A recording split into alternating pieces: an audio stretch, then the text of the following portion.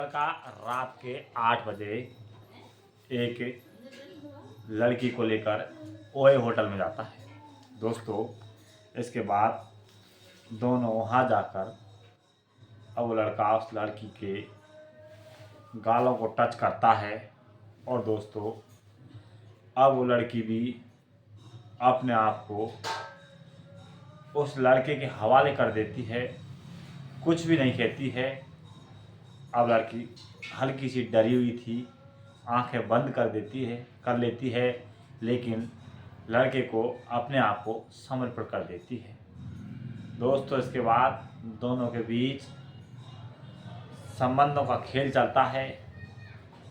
उस होटल के अंदर होटल रात भर दोनों के बीच रिश्तों का जो खेल चलता है, उस होटल के अंदर उस रात जो तांडव होता है उसके बारे में आप सुनोगे तो आपने कभी सोचा भी नहीं होगा कि ऐसा भी कुछ हो सकता है। तो दोस्तों, इस कहानी को हम आपको सब कुछ बताने वाले हैं। तो कहानी शुरू करने से पहले आपसे छोटी सी रिक्वेस्ट है, अगर आप हमारे चैनल पर नए तो प्लीज़ हमारे चैनल शेयर करें, सब्सक्राइब करें और बेल आइकन दबाएं। नमस्कार दोस्तों, मैं धर्मवीर आपको आज जो सच्ची घटना सुनाने जा रहा हूँ वो सच्ची घटना है नोएडा की। दोस्तों, नोएडा के अंदर एक कॉल्स की एक कंपनी होती है जिसमें लड़के बात किया करते हैं फ़ोनों पर। उसमें एक लड़का जिसका नाम अमित होता है वो काम करता है। दोस्तों, वैसे तो वो लड़का नोएडा का रहने वाला होता है, मेरठ का रहने वाला होता है, मेरठ के गांव लगता है, गांव का रहने वाला होता है, लेकिन वो एक प्राइवेट कंपनी में जॉब करता है। अब दोस्तों, उसके पिता होता है जिसकी उम्र लगभग 40 साल होती है, वो फौजी होता है। वो फौजी, आजकल के फौजी बहुत ही अनुशासित में रहते हैं। इधर उसकी माँ होती है, वो गृहिणी होती है, वो भी सिलाई का काम करती है और घर का रोज़गार चलाती है। उसकी माँ चाहती है कि मेरा बेटा पढ़ लिख कर अपने पैरों पर खड़ा हो, इसलिए वो अपने बेटे को पढ़ाने के लिए बाहर भेजते हैं, लेकिन साथ ही साथ वो जॉब भी करता है। दोस्तों, जो अमित था एक हंसा के मजाक का था, बहुत ही हंसमुख स्वभाव का था, हंसता खेलता रहता था। कॉल्स पर जैसे ही बात करता था तो सबसे मजाक किया करता था। अब दोस्तों, काफ़ी दिन बीत जाते हैं, यानी उसको जॉब करते करते लगभग 1 महीना बीत जाता है। दोस्तों, अब वो चाहता है कि उसके भी साथ कोई ऐसा जीवन व्यतीत करने वाला हो, उसकी सारी परेशानी मजबूरी को समझे, उसकी मन दुख की बातों को जानने वाला हो, कोई पहचानने वाला हो। और दोस्तों, एक दिन उसी कंपनी के अंदर एक नई लड़की जॉइन होती है, उसका नाम होता है नेहा शर्मा। दोस्तों, लेकिन जो नेहा शर्मा थी वो गाज़ियाबाद के नेहरू नगर की रहने वाली होती है। आती है, कई दिन काम करती है, लेकिन वो थोड़ी शर्मीली सी और बुझी हुई रहती है, क्योंकि उसके अंदर एक बहुत बड़ा दर्द छिपा हुआ होता है।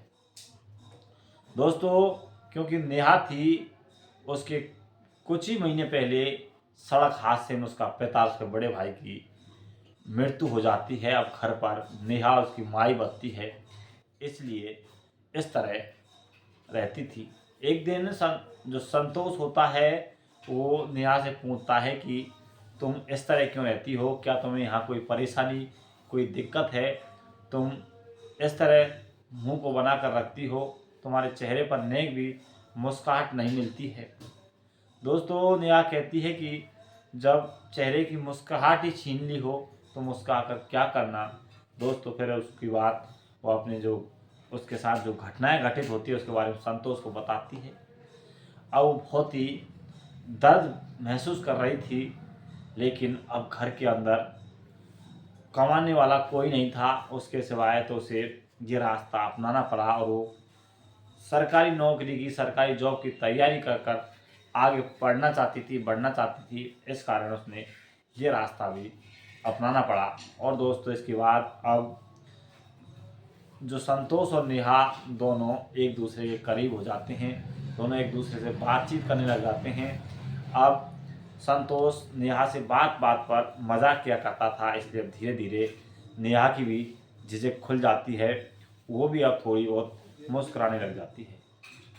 दोस्तों धीरे धीरे अब उनकी नज़दीकियाँ और ज़्यादा बढ़ जाती हैं और एक दिन नेहा और संतोष अब खाने पर एक साथ बैठते हैं, दोनों साथ साथ बैठते हैं, खाना खाते हैं, दोनों एक दूसरे के करीब आते हैं, दोनों एक दूसरे से हंसा के और मजाक करते हैं और दोनों के बीच काफ़ी लंबी बातें होती हैं। अब दोस्तों एक दिन दोपहर के समय दोनों चाय पर बैठते हैं, साथ साथ चाय पिया करते हैं। और अब एक दिन जो संतोष होता है, जो नेहा से कहता है कि नेहा मैं एक बात कहूँ, अगर तुम बुरा ना मानो तो। वो कहती है कि क्या बात है, बोलो। कहता है कि जब तुम मेरे नज़दीक आती हो तो मेरे शरीर में समा जाती हो, और जब दूर चली जाती हो तो मेरी दुनिया उजड़ जाती है। इस तरह की बात कहता है। नेहा के दिमाग में भी अब संतोष के प्रति लगाव होता है, वो हल्की सी मुस्कुराती है और रुक जाती है। दोस्तों इसके बाद अब 8 फरवरी 2024 आता है, जो प्रपोज डे होता है। प्रपोज डे को संतोष एक बहुत ही शानदार और यादगार बनाना चाहता है। और दोस्तों जैसे ही सुबह सुबह अब नेहा मिलती है, नेहा को मुस्कुरा कर प्रपोज कर देता है। दोस्तों इसके बाद जैसे ही प्रपोज करता है, उसका जवाब नेहा भी हंस कर मुस्कुरा कर प्रपोज डे में यस कर देती है। दोस्तों इसके बाद संतोष अपना हाथ आगे बढ़ाता है और एक रिंग नेहा की तरफ बढ़ाता है। नेहा उस रिंग को लेती है और लेकर मुस्कुरा देती है। अब दोस्तों इसी बीच अब उन दोनों की नज़दीकियाँ और ज़्यादा बढ़ जाती है। अब दोस्तों जैसे ही दोपहर का समय होता है, वो नेहा से कहता है कि मैं इस आज के दिन को बहुत ज़्यादा यादगार बनाना चाहता हूँ और तुम मेरे साथ चलना होगा। दोस्तों कहती है कहाँ चलना है, तो नेहा संतोष कहता है कि मैं सीधी बात कहूँ या घुमा फिरा कर बात कहूँ। नेहा कहती है कि आप सीधी बात बताओ, बात क्या है। तो कहता है कि अपन दोनों एक होटल में चलते हैं, वहाँ इसको बहुत यादगार बनाते हैं।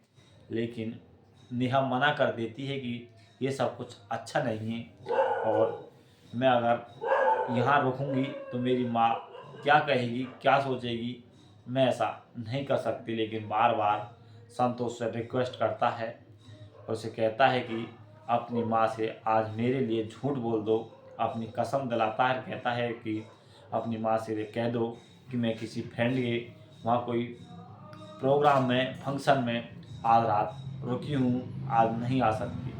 दोस्तों इसके बाद वो यस कर लेती, हाँ कर लेती है डरती हुई, और उसके साथ होटल में पहुँच जाती है। दोस्तों होटल में पहुँचने के बाद अब जो संतोष नेहा उस कमरे के अंदर चले जाते हैं। अब संतोष नेहा से अपनी आंख बंद करने के लिए कहता है, और जैसे ही उसका चेहरे की तरफ अपना हाथ बढ़ाता है, इधर जो नेहा थी डरी थी, सहमी थी, लेकिन वो भी अब उसको बिना रोक टोक किए कुछ भी नहीं कर रही थी। इसके बाद दोस्तों संतोष नेहा का हाथ पकड़ता है, उसे अपनी तरफ खींचता है, खींचकर उसके अपनी बाहों में भर लेता है। और दोस्तों अब इसके बाद संतोष नेहा से कहता है कि अगर आपको कोई परेशानी, कोई दिक्कत हो तो अपन अभी भी घर चल सकते हैं। लेकिन इधर नेहा मना कर देती है कि कोई दिक्कत नहीं है, कोई परेशानी नहीं है। अपना फ़ोन निकालती है, अपनी माँ को फ़ोन कर देती है, कहती है कि माँ आज मैं मेरी फ्रेंड के घर एक प्रोग्राम में डटी हुई हूँ, रुकी हुई हूँ, आज घर आने वाली नहीं हूँ। दोस्तों इसके बाद पहले उसकी माँ उसे डांटती है, फटकारती है कि ये कोई समय है, ये कोई बताने का जो 8 बजी हो तुम अब बता रही हो। तो फिर अपनी माँ से माफ़ी मांगती है, कहती है कि माँ सॉरी, अगली बार ऐसा नहीं करूँगी, मैं पहले ही बता दूँगी, और इसके बाद तुरंत फ़ोन काट देती है। अब दोस्तों नेहा कहती है कि अब मुझे कोई दिक्कत और कोई परेशानी नहीं है। दोस्तों इसके बाद अब जैसे ही नेहा अपनी आंखें बंद कर लेती है, अब संतोष उसका चेहरा पकड़कर थोड़ा हल्के से ऊपर करता है।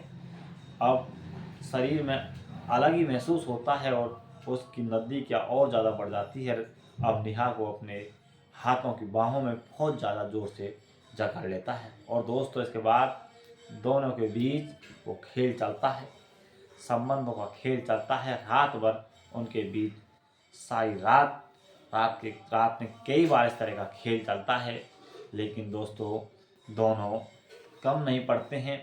और इधर नेहा बड़ी खुश होती है, कहती है कि आज तो बड़ा मज़ा आ गया, मैंने अपने जीवन में नहीं सोचा कि ये रात इतनी यादगार होने वाली है। दोस्तों संतोष मजाक के अंदाज में कहता है कि रात भर निकल जाती है, सुबह जैसे ही सुबह होता है, मजाक के अंदाज में संतोष कहता है कि चलो कोई बात नहीं, अगर तुम्हारा मन नहीं भरा है तो आज और रुकते हैं। और फिर नेहा फिर मान जाती है। दिन में भी उसी होटल के उसी रूम के अंदर रुकते हैं, और फिर दिन में भी इसी तरह का खेल दिन में कई बार चलता है। और फिर जैसे ही शाम होती है दोनों अपने अपने घर चले जाते हैं।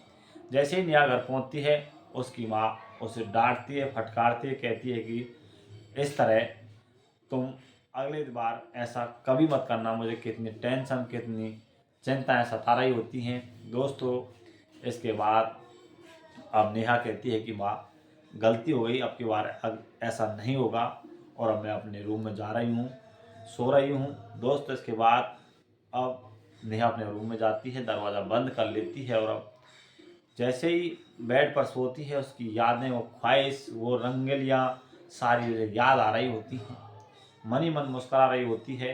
दोस्तों इसके बाद थोड़ी देर के बाद फिर से संतोष का फ़ोन आता है, कहता है कि तो नेहा पूछती है कैसे हो। संतोष कहता है कि ये बात तो मुझे पूछनी चाहिए, मैं तो बिल्कुल फ्रैंकली हूँ, किसी तरह की कोई दिक्कत नहीं है मुझे, लेकिन तुम्हें बड़ी परेशानी आ रही होगी, तुम थक चुकी हो। वो कहती है कि थक तो चुकी थी लेकिन मन नहीं भरा। दोस्तों फिर संतोष मजाक के अंदाज में कहता है कि फिर चलते हैं। कहती है कि अब नहीं, कुछ दिनों के बाद फिर से चलने वाले हैं। तो दोस्तों ये थी आज की कहानी, यहीं पर समाप्त होती है। अगर दोस्तों ये कहानी अच्छी लगी हो, आप हमारे चैनल में नए हो, तो प्लीज़ हमारे चैनल शेयर करें, सब्सक्राइब करें और बेल आइकन दबाएं। दोस्तों इस घटना को सुनाने का उद्देश्य किसी को परेशान करना नहीं है, किसी का दिल दुखाना नहीं है, उद्देश्य है आप सचेत रहें, जागरूक रहें। ऐसी घटना, इस कहानी को सुनकर आपको कुछ सीख मिल सके, इसलिए हम आपको इस तरह की वीडियो कहानी लेकर आते हैं। आगे इस तरह की वीडियो कहानी लेकर आते हैं, जब तक बने रहिए हमारे चैनल पर। जब तक के लिए नमस्कार, जय हिंद, जय भारत।